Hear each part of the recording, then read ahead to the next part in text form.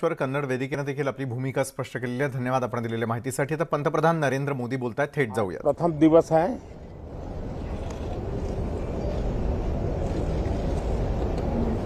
ये सत्र महत्वपूर्ण इसलिए है क्योंकि 15 अगस्त के पहले हम मिले थे. 15 अगस्त को आजादी के 75 वर्ष पूर्ण हुए और अब हम अमृत काल की यात्रा में आगे बढ़ रहे हैं.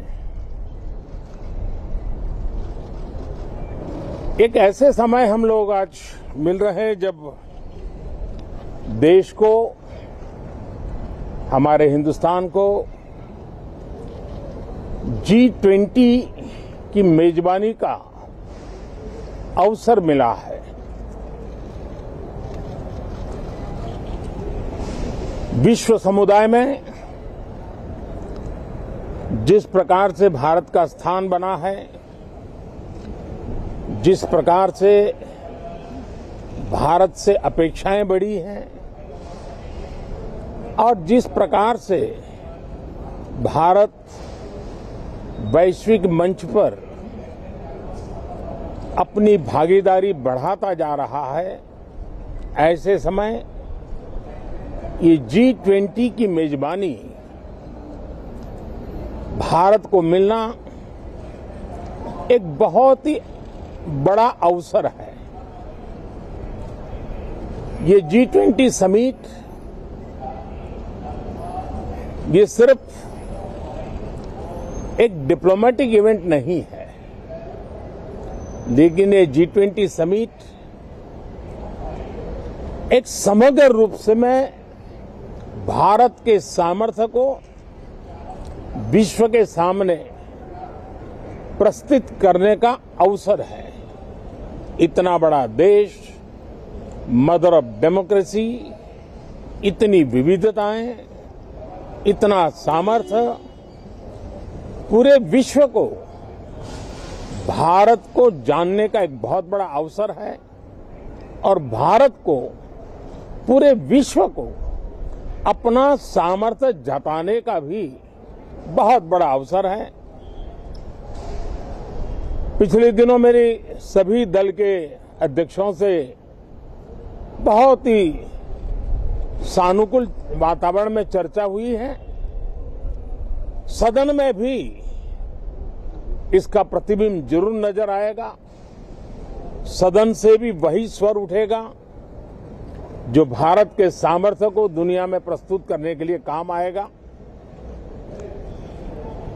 इस सत्र में देश को विकास की नई ऊंचाइयों पर ले जाने के लिए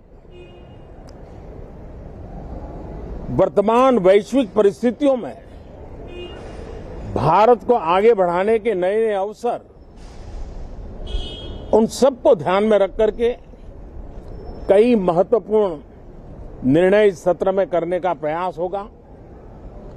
मुझे विश्वास है कि सभी राजनीतिक दल चर्चा को और मूल्य वृद्धि करेंगे, अपने विचारों से निर्णयों को नई ताकत देंगे, दिशा को और स्पष्ट रूप से उजागर करने में मदद करेंगे.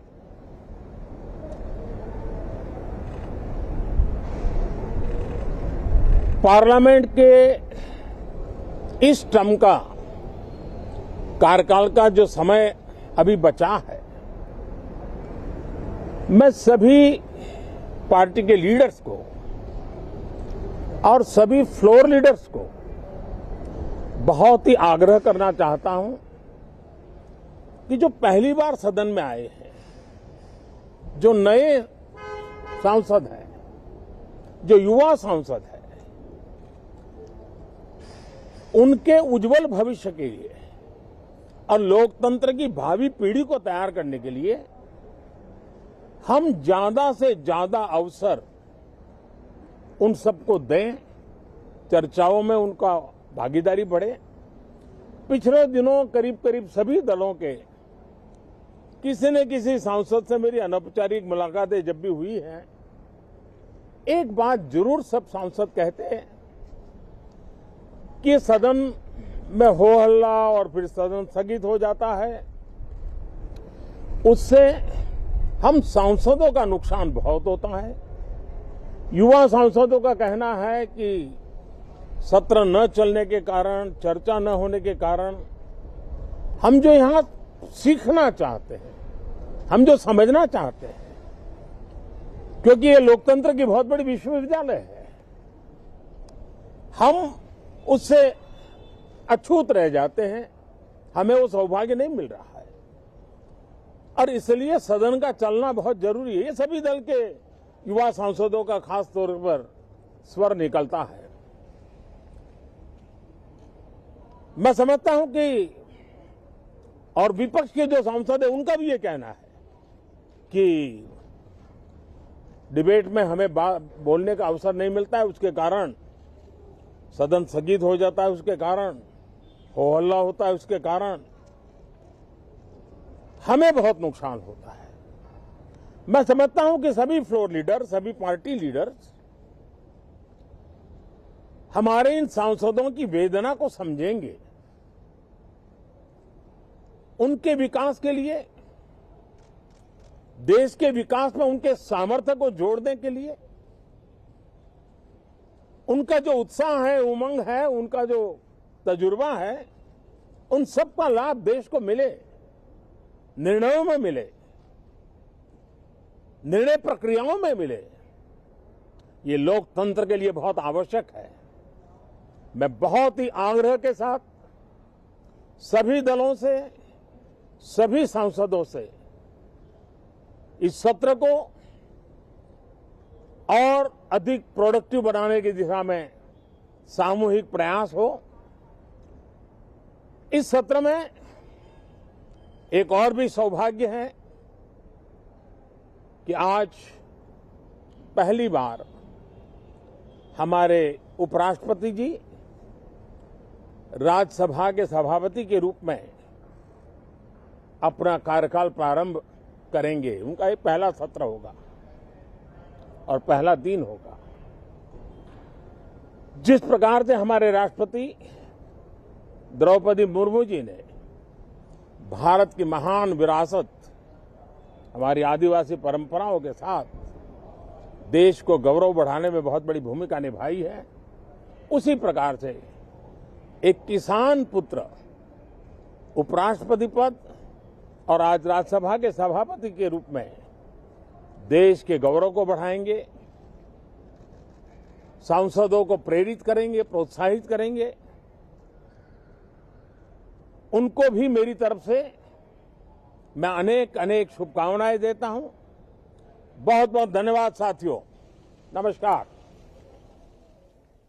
तर पंतप्रधान नरेंद्र मोदी यावेळेला थेटपणे संवाद साधत होते। आजपासून संसदेच्या हिवाळी अधिवेशनाला सुरुवात होते आणि हिवाळी अधिवेशन हे योग्य रीतीने पार पडावं, यामध्ये केवळ गोंधळ न होता, वेळ न वाया घालवता महत्त्वाच्या मुद्द्यांवरती चर्चा व्हावी असं देखील आवाहन त्यांनी सर्व पक्षीयांना केलेलं आहे। तर आज पहिल्याच दिवशी संसदेमध्ये महाराष्ट्र कर्नाटक सीमावादाचेही पडसाद उमटण्याची शक्यता ही निश्चितच नाकारता येत नाही आणि त्या पार्श्वभूमीवरती हिवाळी अधिवेशनाची सुरुवात नेमकी कशी होते हे पाहणं महत्त्वाचं आहे। मात्र सर्व पक्षांनी शांततेमध्ये हे हिवाळी अधिवेशन पार पडू द्यावं, देशाच्या हिताचे महत्त्वपूर्ण निर्णय घेता यावे असं देखील आवाहन यावेळेला पंतप्रधान नरेंद्र मोदी यांनी केलेलं आहे। तर तरुण खासदारांनी चर्चेमध्ये सहभागी व्हावं असं आवाहन देखील तरुण खासदारांना पंतप्रधानांनी केलेलं आहे। हिवाळी अधिवेशन पूर्ण वेळ चालावं यासाठी आपण सगळ्यांनी मिळून खबरदारी घेण्याचं आवाहन देखील सर्व पक्षीयांना पंतप्रधानांमार्फत करण्यात आलेलं आहे।